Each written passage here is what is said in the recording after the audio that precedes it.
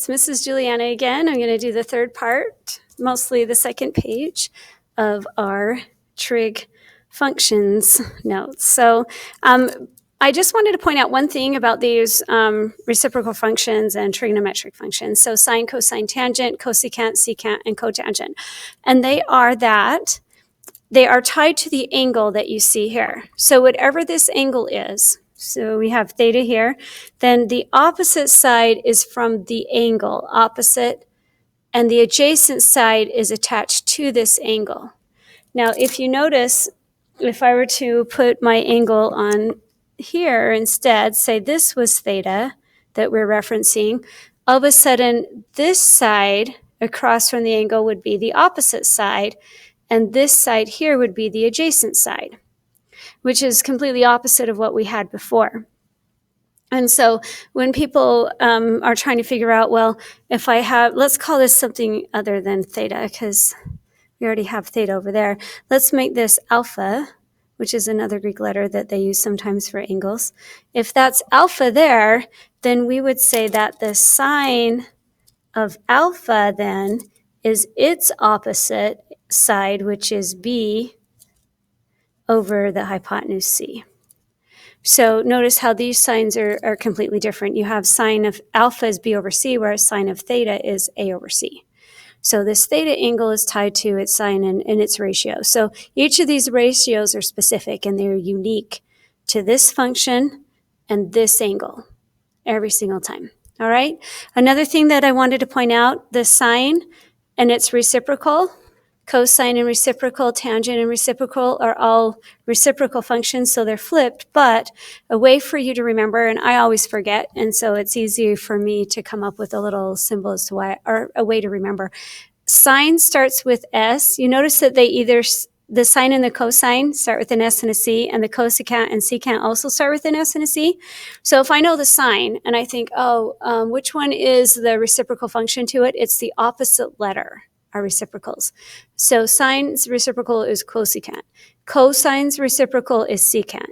So you notice SC, CS, those are opposite. And then the tangent and cotangent are very easy to remember. They're reciprocals because they both have tangent in the name, whereas the sine and the cosine are a little more difficult to remember, and that's how I always remember. If I'm going to flip it, which is very easy for me to find the cosecant by finding the sine and then flipping it, reciprocating it. So if I do, then I have to remember which one do I reciprocate, and I always use the one that's opposite of, or reciprocal in sine, or opposite in sine cosecant, cosine secant. All right, so when you're actually looking for the 6 trig ratios, and there are 6 of them, notice they're all listed here, sine, cosine, tangent, cosecant, secant, cotangent. These are 2 different problems, so we're not going to worry about those on that side until we get to example 4. But here we have a right triangle, and here's our angle theta. Now the first thing we're asked to find is the sine theta, and to do that we have to find the opposite over the hypotenuse, and we have no value for the hypotenuse. How do I find the hypotenuse? Well, I have to use our Pythagorean theorem that we just studied in the first page. So that's going to be the hypotenuse. So when we're looking for the hypotenuse is always going to be the square root of the sides summed and squared. So we just take 16 squared plus 30 squared under the square root. And again, remember we do that in our calculator because it's just easiest. No square root, so don't put in the square root, just 16 squared plus 30 squared, 1156. All right, and then you're going to actually put it in the square root next so that it will come up with its actual square root. And usually it's not a number like 34. Usually it's a simplified radical form, but this time it was 34. So we're going to write that in. Now, what I would do next when I do these problems is I would come up with what the H, O, and A are according to this angle theta.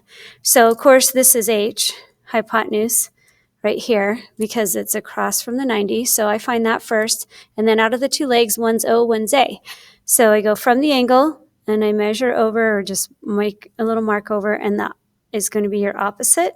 And then the side that actually forms part of the angle is your adjacent. So sine, remember, is A over C, or opposite over hypotenuse. So I'm going to use the opposite over hypotenuse. So I go from my angle, the O over the H, and that's 16 over 34. So 16 out of 34. Now, once I find them, sometimes I have to simplify and sometimes I have to rationalize. So make sure, I'm going to write that up here, simplify if there's a common factor and rationalize if there is a radical in the denominator.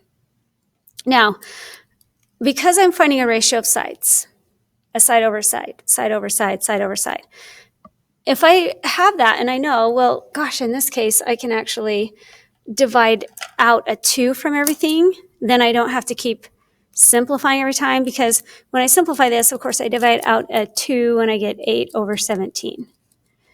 I have to make sure that I leave it in simplified form. So if I do it first before I actually extract my values, divide out a 2, then I like to do that first, and then I don't have to constantly write it down, then simplify, write it down, simplify, write it down, simplify every single time. So that makes me a little bit happier because it's kind of a shortcut. Cosine theta, here's theta, adjacent over hypotenuse, so it's 15 over 17. And if I take that value, those values, then I already have it simplified, don't I? And then tangent, I find my angle, and I do opposite over A, O over A, which is 8 over 15 simplified. All right. Now cosecant, all I have to do is reciprocate. Secant, 17 over 15. Because it starts with an S, it's reciprocal, starts with a C, cosine. Cotangent and tangents are reciprocals, so I can just flip over 8 15ths becomes 15 eighths. Done. All right, next one, example 4. Ooh, this one's a little tricky. You're supposed to give the ratio, and all you're given is the cosine. First thing you're going to do is draw a little triangle. Put in a theta so you know which angle to reference. And then note that cosine is what? Adjacent over hypotenuse. So adjacent is 2 and hypotenuse is 3. So I'm going to put my hypotenuse in there first because I know for sure it's that one across from the 90. And then my adjacent side is either this one or this one. Which one's adjacent? This one that's connected to the angle, and it's 2. Now, once again, I have to come up with my angle. So how do I do that? My side. Sorry, I need to know my side here. I have no idea what it is. So I'm going to use my Pythagorean theorem that we did on the first page. We take the hypotenuse squared minus the leg squared, since it's a leg that's missing. And that's square root of 9 minus 4, or square root of 5.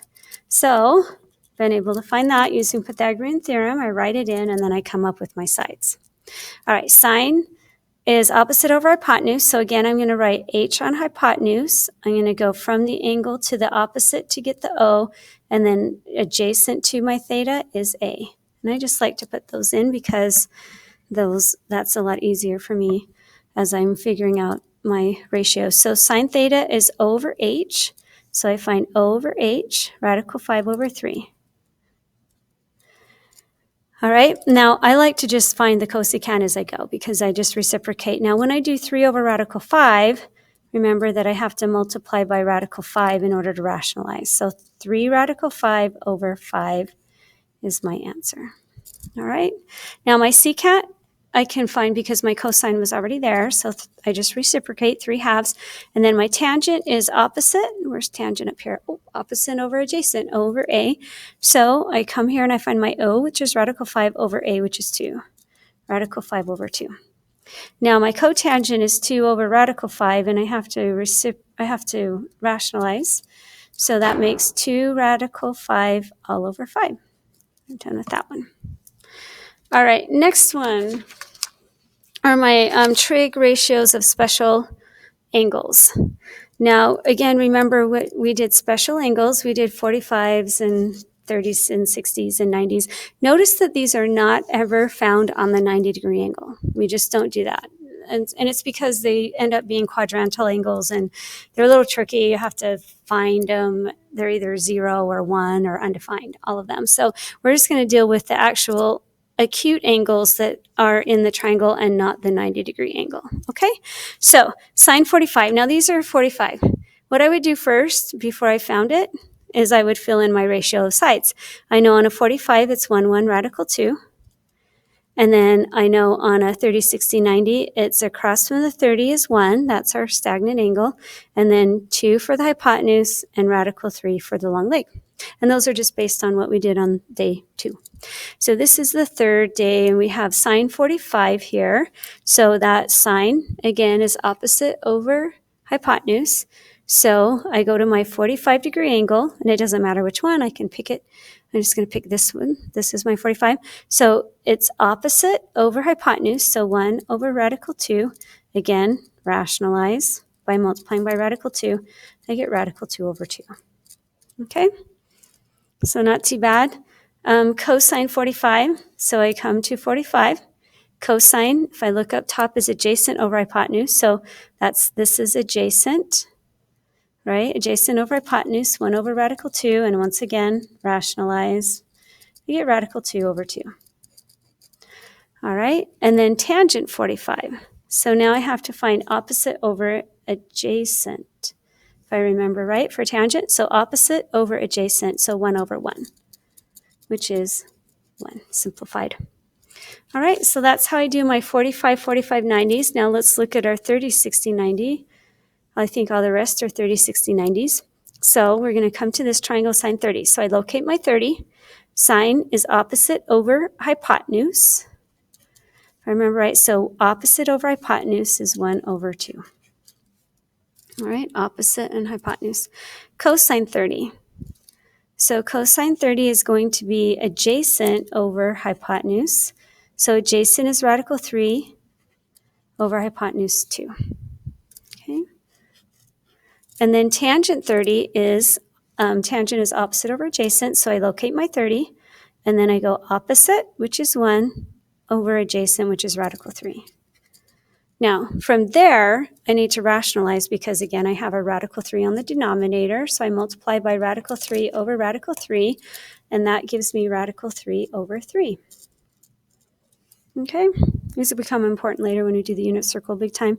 Now I'm on to the 60s. So sine of 60, I locate my 60-degree angle. Sine is opposite over hypotenuse. So from 60, I go opposite over hypotenuse.